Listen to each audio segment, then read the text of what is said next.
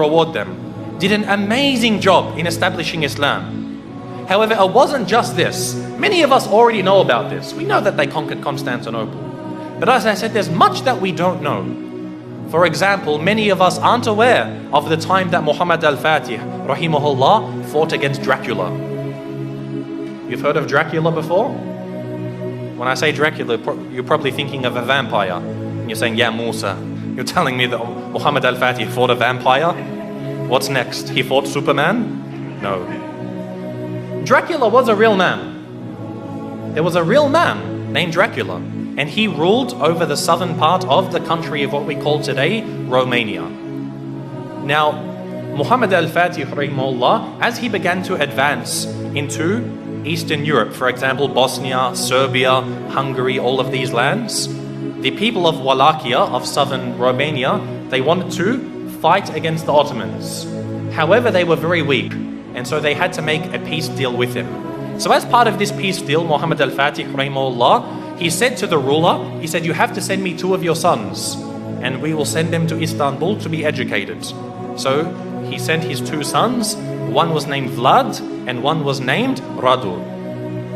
Now Vlad is the one who we know as Dracula, because the word Dracula, it means son of Dracul, which was the name of his father. Dracul, it means shaitan, it means a devil.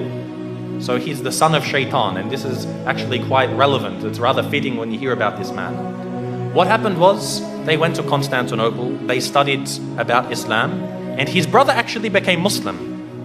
So the brother of Dracula, Radu, became a Muslim. He memorized the Quran, he studied so much, and even Dracula studied the Quran even though he wasn't a Muslim. He spoke Arabic, he spoke Persian, he spoke Turkish, and of course Romanian and other languages.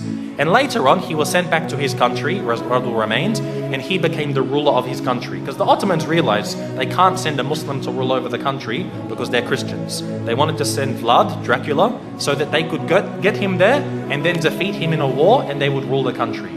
However, Dracula, he decided that he wasn't going to do what the Sultan wanted.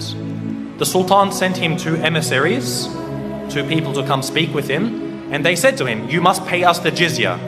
Now that you're the ruler of the country, you have to pay us jizya. And so Dracula, he said to them, if you want to step inside of my court, you have to take off your turban. And so they said, no, we won't remove it for you. We're not going to remove it for a kafir.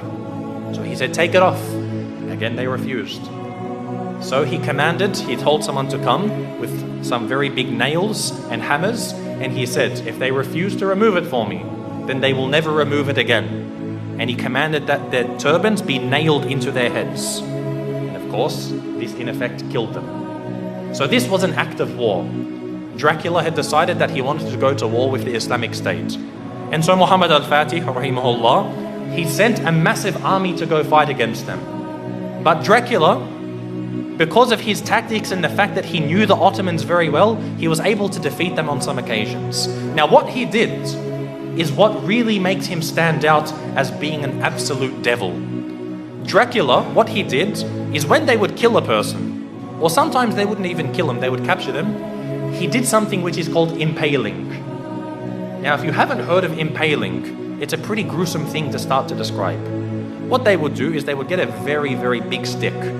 They'd make it sharp at one end, they would insert it through your backsides, pass it through your body until it comes out of your mouth. They would impale them, they would pass this through their body. A lot of the time they would be alive as well. And this is how they would kill them. And then they would put this in the ground, then impale the next person, put him next to him. And the Ottoman army, when they went to go check on their troops, they found that on one of the very long roads leading to the capital of this area, they found 20,000 Muslims impaled along the sides of this road. Imagine this. And we suffer today. No doubt we suffer as Muslims today. But things like this, you can't really compare. 20,000 of them impaled. You can imagine how Muhammad al-Fatih, rahimahullah, he feels. To see even one Muslim killed is too much. But to mutilate their bodies after this was something which was, beyond what was acceptable. And so he decided to send Radu, who was the brother of Dracula. He sent him to go fight against his own brother. And eventually Radu, rahimahullah, he was able to actually eventually catch up with his brother. This is after he commits so many more atrocities. Even the Christians, they started to back off from him. Because what happened was, he, being Romanian, he was Orthodox, he wasn't Catholic. But he actually said to the Pope, he said, if you give me some more troops, I'll become a Catholic for you. Anything you want, I'll change my religion for you. He couldn't care. He wasn't a man of true belief. He was only a man of pragmatism on the battlefields. And so even the Christians started to distance themselves from him. However, the Muslims, they caught up with him and they faced him in battle. And it's unclear if the Muslims killed him or if his own people turned upon him and killed him. But either way, Dracula was killed. And the Ottomans, the Muslim army, defeated Dracula.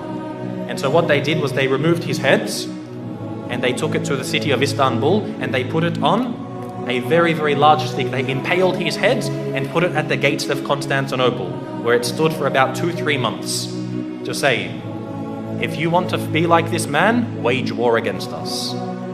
This was the demise of Dracula. And again, as Muslims, most of us won't even know about this. How many people know that Dracula was a real man? And we as Muslims, we fought him and we killed him. You know how they say garlic kills Dracula, or a silver bullet to the heart, or a wooden stake? None of these kill Dracula. Muslims kill Dracula. So anyone who wants to follow the way of Dracula, they will face the same wrath from the Muslim Ummah.